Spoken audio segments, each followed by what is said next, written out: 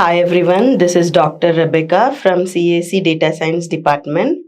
In today's class, we are going to see software myths from software engineering subject. Let us see what are the software myths. What do you mean by software myths? It is wrong or incorrect beliefs or some misbeliefs in the software industry about the software and the process that is used to build it. That is wrong and incorrect belief which happens in software industry while software is in the process of software. The misbeliefs or erroneous assumptions which leads to build a software is termed as software myths. Coming to software myths, there are three kinds of software myths: management myths, customer myths, practitioner myths. Management myths, customer myths, practitioner myths. Practitioners myths are also known as developers myths. Developers myths. Practitioners myths are also known as developers myths. Now let us see in detail these three kinds of myths and the number of myths available in each type of myths. First, let us see what are management myths. Management myths managers with software responsibility are often under pressure to maintain budgets, keep schedule from slipping, and improving quality. These comes under management myths. And coming to management myths, there are three kinds of management myths.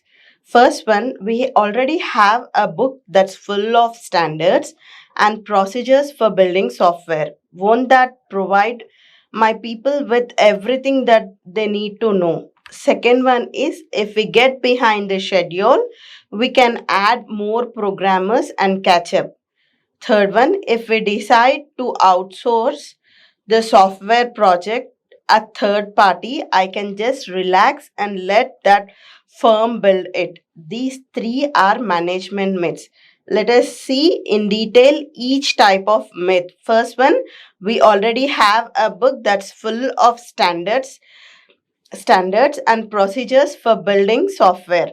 Won't that provide my people with everything they need to know? In reality, the book is full of standards, very well exist, but is it used?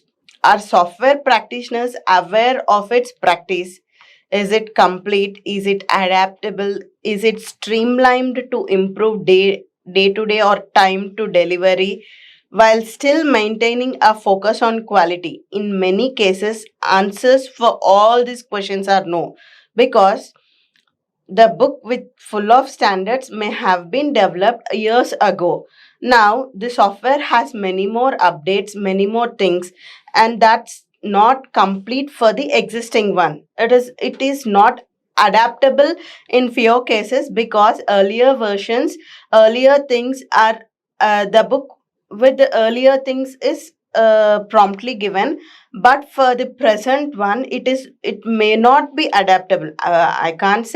We can't say that it is not adaptable in all the scenarios, but in few cases it is not adaptable. It is not streamlined to time delivery, because the things uh, which are given in the requirements time may not be streamlined for the process in the development phase. That happens. This is a day-to-day challenge while still maintaining the focus on quality. Maybe the work may be accomplished on the time, but in few scenarios, the focus on the quality may be missing. Hence, the answer for this all the questions may be no in the day-to-day scenario. And moreover, software experts do not know all the requirements for the software development, and coming to the existing processes are incomplete as new software development is based on new and different problem. Come in this way, it doesn't cope up or match with the reality. Now let us see the second myth. If we get behind schedule, we can add more programmers and catch up. Software development is not a mechanistic process like manufacturing. Adding people to the late software project makes it later, because in adding a new people, uh, what happens is people who were working must spend time educating the newcomers, thereby reducing the amount of time spent on productive development effort. What happens is when newcomers add upon to the team, the older people, existing one, has to train up these newcomers. This training up lacks in the development of the product. This productive development effort put is less in case when we are keep on training the newcomers. People can be added, but only in a planned and well coordinated manner. If the newcomers are aware of the product or the project running, then it is well and good. If these newcomers are not aware of the project or not aware of the development thing, the lagging happens, because these newcomers have to be trained.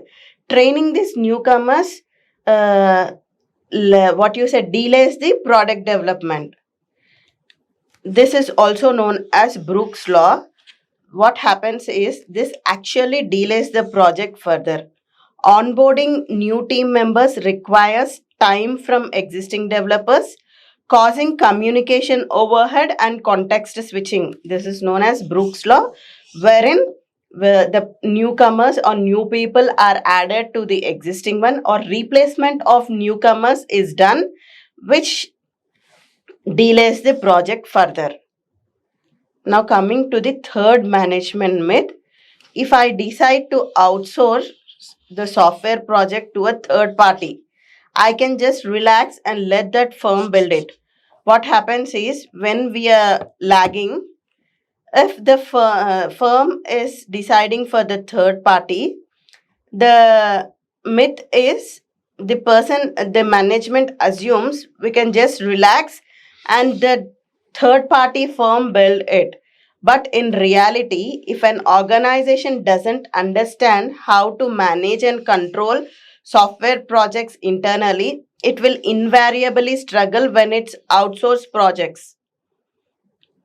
If organization doesn't understand how to manage and control software projects internally, it will invariably struggle when it outsources software projects. In this, the third party development requires even stricter management, oversight, and clear communication to avoid misaligned goals and quality issues. This third party development requires stricter management, oversight, and clear communication. Clear communication which avoids misaligned goals and quality issues. Coming to second type of myths, customer myths. A customer who requires computer software may be a person at the next desk, a technical group down the hall, the marketing or sales department, or an outside company that has requested software under a contract. Myths leads to false expectations and ultimately dissatisfaction by the developer, because these false expectations are made by the customer. Now, let us see in detail the types of customer myths. A general statement objective is sufficient to begin writing programs. We can fill the details later.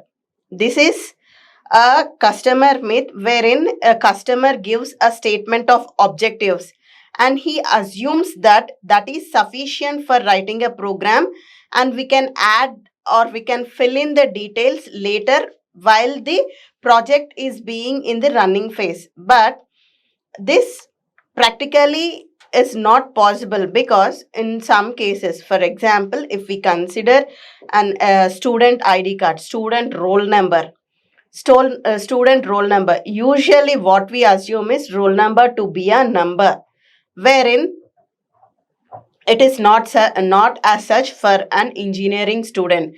It is of alphanumeric, wherein it has a combination of digits and alphabets. If we start developing a project with assuming the student roll number is number,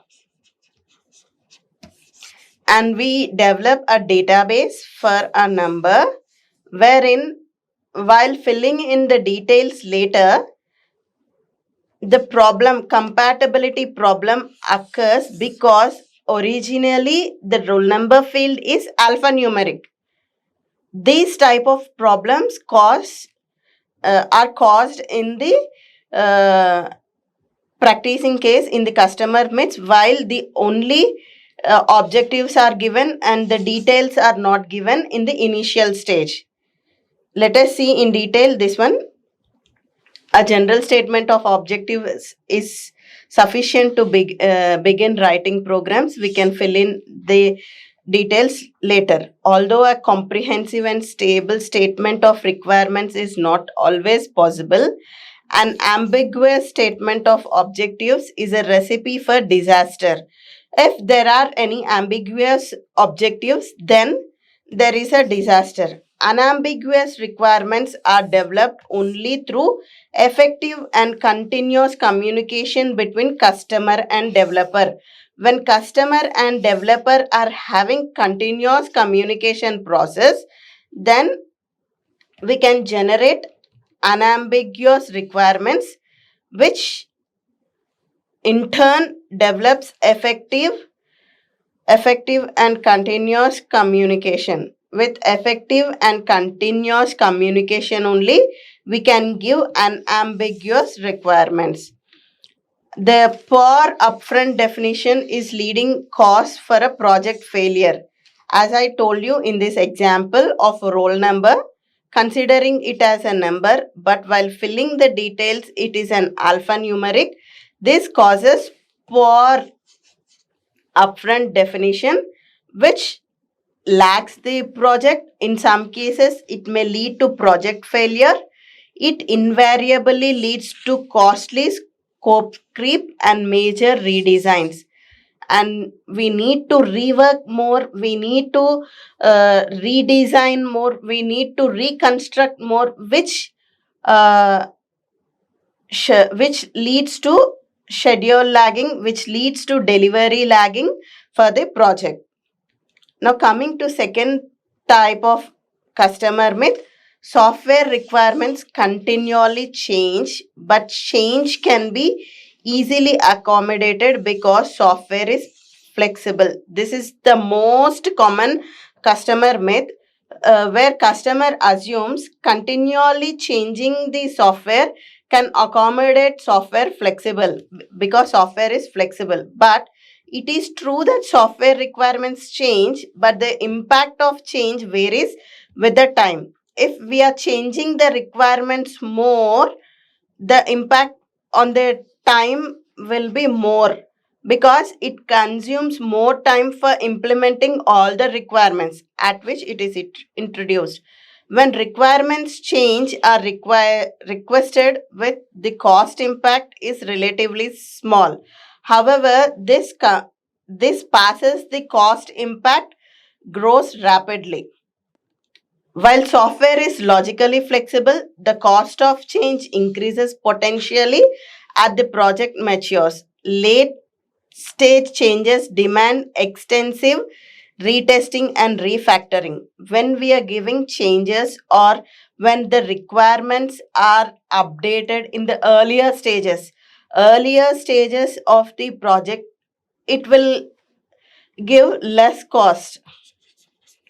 But when the software changes or anything is changed in project matured stage, the cost or refactoring everything increases because retesting has to be done, refactoring has to be done, everything has to be repeatedly done again when we are giving the new changes. Coming to practitioners myths are also known as developers myth.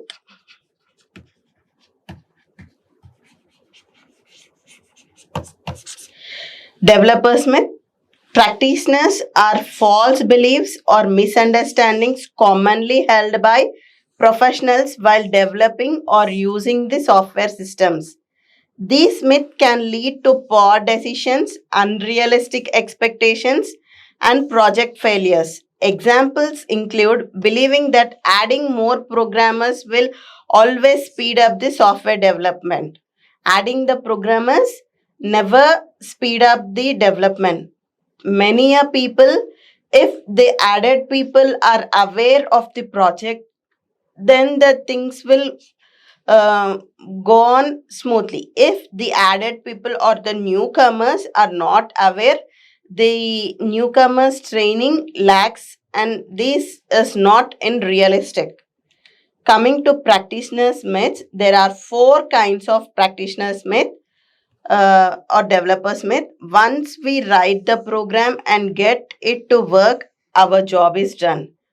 Getting a program done or creating an error free program, the job is not done, because we have to focus on the output, we have to focus on the outcome, and this outcome must be so reliable and so what you say, this outcome must also focus on the quality. If the program is error code or not focusing on the quality, it is useless. Second, practitioner's myth. Until I get the program running, I have no ways of accessing the quality. This main consideration.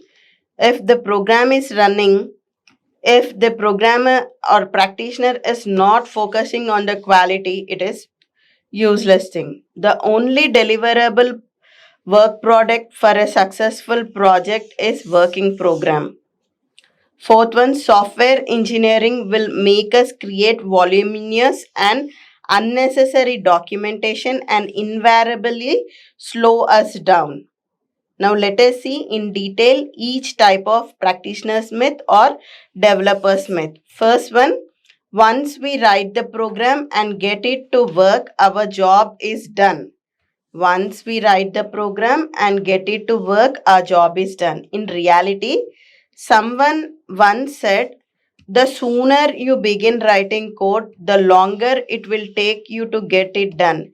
Industry data indicate that between 60 and 80% of all the effort expended on software will be expended after it is delivered to the customer for the first time. How means coding represents a small fraction of the product's life cycle. Between 60% to 80% of all the effort is spent on ongoing maintenance, bug fixes, and updates. All the effort has to be spent on maintenance. The first thing, maintenance, second, bug fixes, third one, updates. Now, second one, until I get the program running, I have no way of accessing its quality.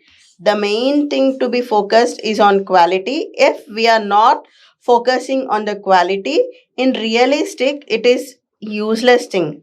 One of the most effective software quality assurance mechanism can be applied from the inception of the project, the technical review, software reviews, and quality filter. This technical reviews have to be done from the early inception phase of the project, so that the software reviews focus on a quality filter. How it is, quality and bugs can only accessed after the program is running. The quality and bugs can be accessed only after the program is running. We have to keep a formal technical reviews and code audits. Formal technical reviews and code audits that can and should be applied from very inception of the project. Though the quality and bugs can be accessed only after the program is running, we have to make sure that this code audits and formal technical reviews happen from very inception of the project, significantly reducing later rework. This reviews and code audits, what they does is they reduce the rework of the code. Reducing the rework later can accomplish a project, or a project can be completed on time. Coming to third one, the only deliverable work product for a successful project is a working program. Working program is not a successful project. A working program is only a part of software configuration that includes many elements. A variety of work products provide a foundation for successful engineering and more important guidance for software update. Let us see, a good code speaks for itself, so documentation is unnecessary. Code only explains how a program executes, not why behind its architecture. Through documentation, a vital through thorough documentation is vital for testing, onboarding, and long term support. Software engineering will make us create voluminous and unnecessary documentation and invariably slow us down. The fourth myth is software engineering will make us create voluminous and unnecessary documentation and will invariably slow us down. In reality, software engineering is not about creating documents, it is about creating a quality product. Better quality leads to reduced rework, and reduced reworks results in a faster delivery times. Now, let us see this flow. Engineering is not about creating a documents. It is about creating a quality product. Creating a quality product leads to reduced rework. Reduced rework results in faster delivery times. Engineering software will enable us to build powerful and unnecessary document and always delays us. This is a very big myth, but software engineering is not about creating documents, it is about creating a quality product. Quality product leads to a reduced rework. Quality reduces the rework. This rework reduces or helps in delivering the product faster. Quality product, creating a quality product leads to reduced rework. Reduce the rework, and reducing the rework results in faster delivery times. In this class, once we'll see what are the topics we have covered in this class. We have completed, we have seen what is a software myth. It is an error or wrong or incorrect belief which is used in a software industry. There are three kinds of myths: management myths, customer myths, and practitioner myths. Practitioner myth is also known as developer's myth. Management myths are of three types. We have seen in detail all these three types. If we already have a book that's full of standards and procedures for building a software, one that provide my people with everything they need to work.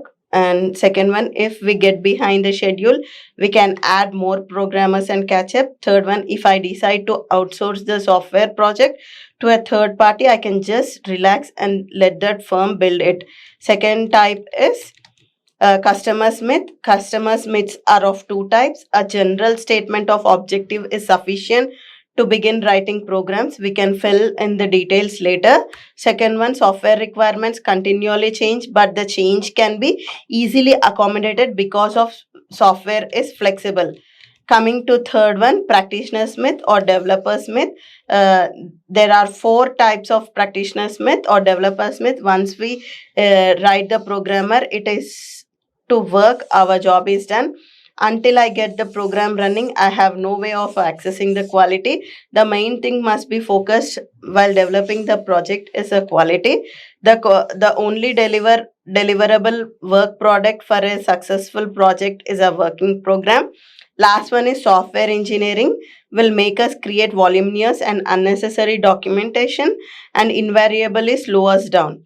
If the documentation is not properly done, the reusers or the later persons will not understand about the project, and when we are using this code, uh, it will be not helpful in reusing it. The textbooks used here are practitioners of software engineering, a practitioners approach, Rogers Pressman.